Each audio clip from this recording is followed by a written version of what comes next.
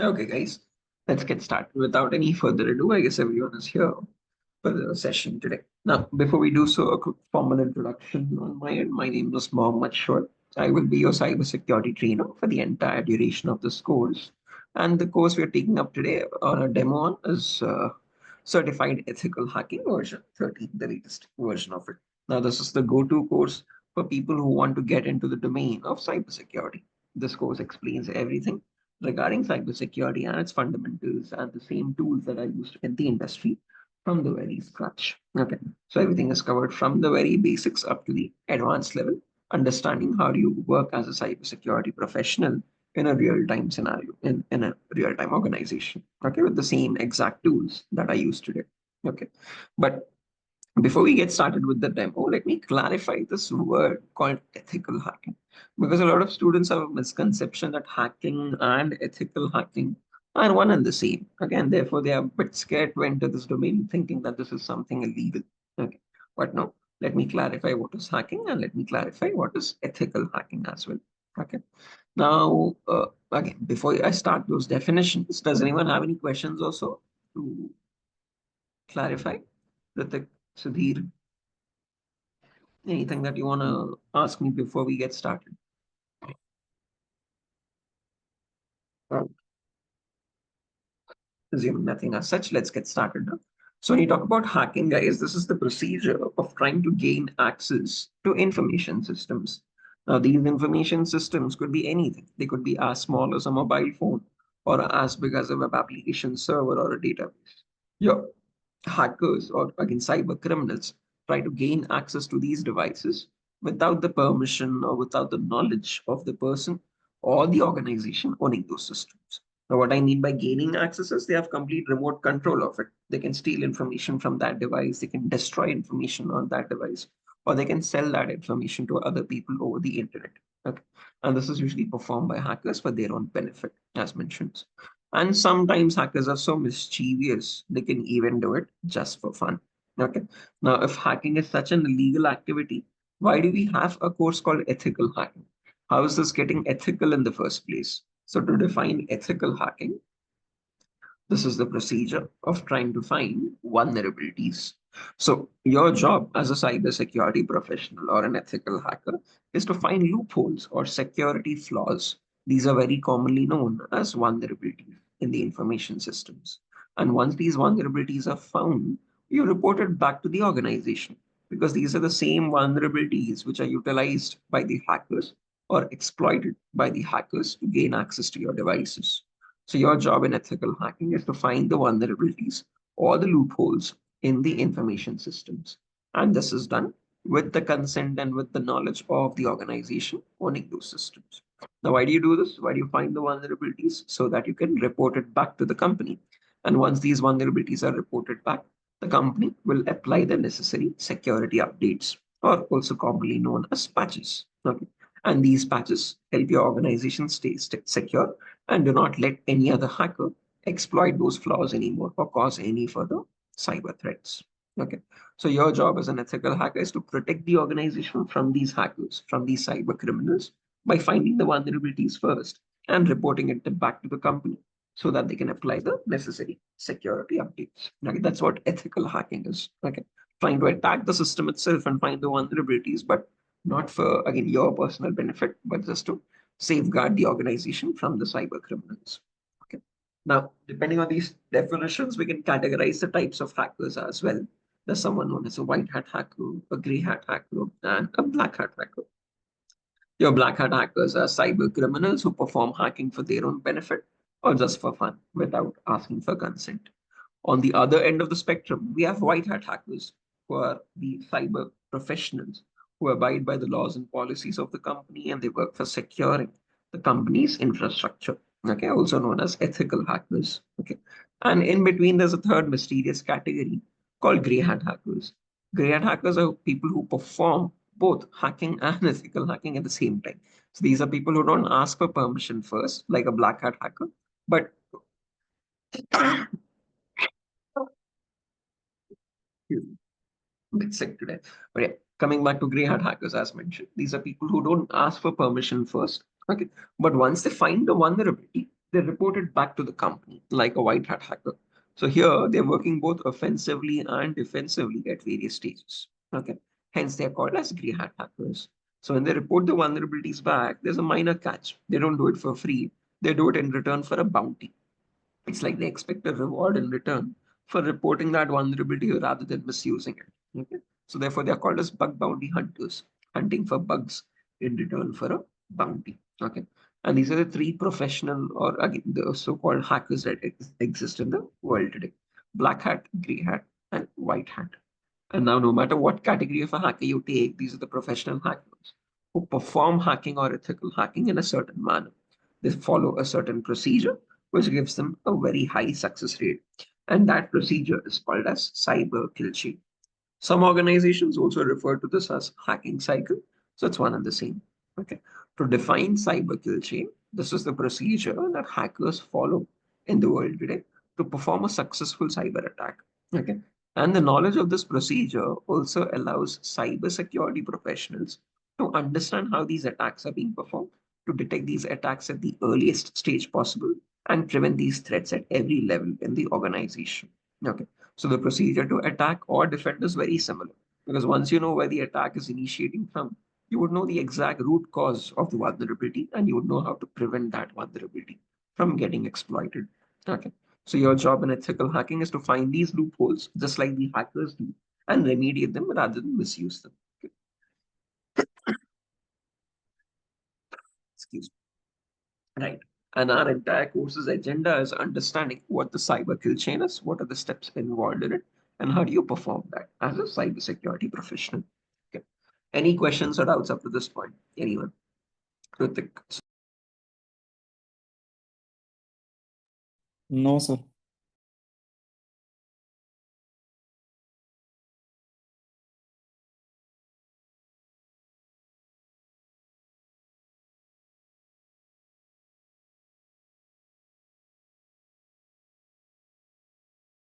Apologies. Yeah, coming back to this. Okay, perfect. No questions. Moving on. So let's talk about the cyber kill chain now. So as mentioned, this contains five important steps in it. So the first step is called as information gathering. So let me list out the steps first. I'll explain them as well. First step is called as information gathering. Second step is called as scanning. Third step is gaining access. Fourth step is maintaining access. And the last step is reporting or clearing traces. If you clearly observe here, only in the last step, I've given two different terminologies, reporting or clearing traces. Reason being, no matter what category of a hacker you are, first four steps are exactly identical. There is no change in the procedure for any hacker in the first four steps. What varies is only the end result. If you're a white hat hacker or a gray hat hacker, you report the vulnerabilities back to the organization to get them patched up. On the other hand, if you're a black hat hacker, you don't report anything, obviously. You remove the evidence of your actions so that you can stay anonymous. And that, on the other hand, is called as clearing traces. Okay. Now, let me get into each of these steps one by one now, briefly, so you have a better idea about the entire course and its contents. Okay. So again, if you want to make a note, you can make a note of this, guys. Again, anyhow, we'll progress now into these same exact steps. Okay. So the first step, information gathering, which is also commonly known as reconnaissance or footprinting, is a procedure where hackers or ethical hackers try to gather as much information as possible about the target organization. So if I were a hacker, the first thing I would try to do is I would try to obtain as much information passively from the internet of the organization. I'll try to research as much information as I can find. Because the more information I find, the more possible attack vectors I can, the more possibilities I can find to attack the system or the organization. Okay. And the main question that arises here is what kind of information do you need? Okay. And this here is the information as follows.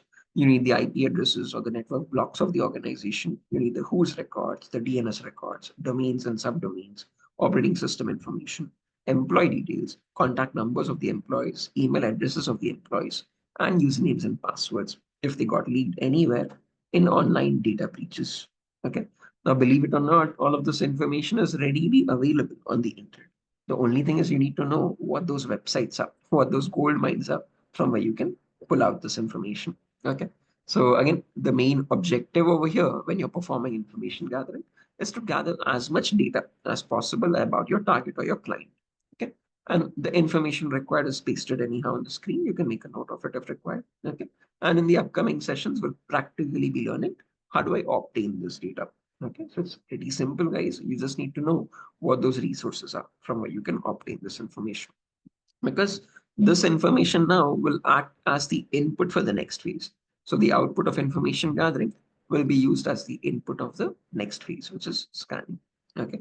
So now whatever IPs you've obtained here, whatever DNS records you've obtained here, whatever domains or subdomains you've obtained here, whatever OS information you've obtained here, you utilize that information to attack or scan that target system. Okay.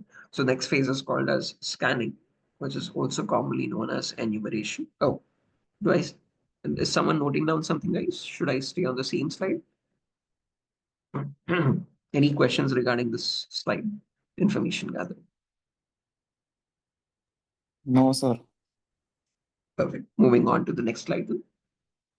So when you talk about scanning, also commonly known as enumeration, this is where now we make active connections, guys. Earlier, we got the data passively. We did not contact the organization in any way.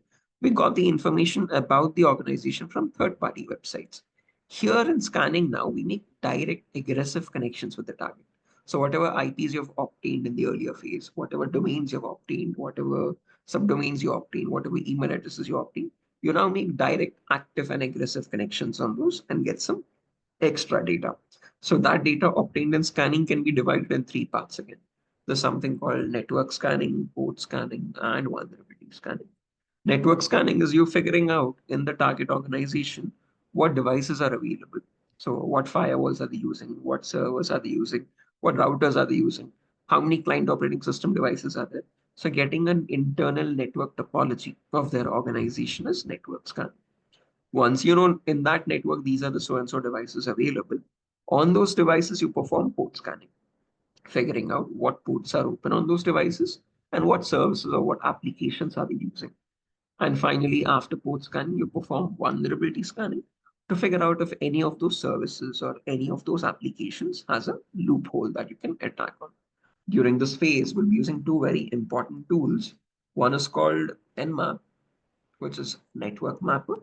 It is capable of performing network and port scanning. Excuse me. Okay, been there since a very long time, completely open source. And the other one is called Tenable Nessus. This is not open source, guys. This is a commercial application and quite an expensive one as well, used in a lot of organizations. And if you click on purchase or buy, it's around $7,500. That only for 1 year subscription. So this tool is capable of scanning any of your devices in the organization and generating a vulnerability report. So that report tells you which system contains what vulnerabilities automatically. Okay. And your job as a penetration tester becomes a lot easier. You have to now just verify that report and perform pen testing with that report. Okay, or gaining access with that report, but quite an expensive tool. Okay, so still a lot of companies are able to afford it and they use this in the organization and will practically be working on the same tool, Tenable Nessus. Okay, I'll show you how to download this application, how to run this application, perform a vulnerability scan, generate a report out of it, and then use that report in pen testing. Okay, which is nothing but our next phase, which is gaining access. Okay, so that is about vulnerability scanning, guys.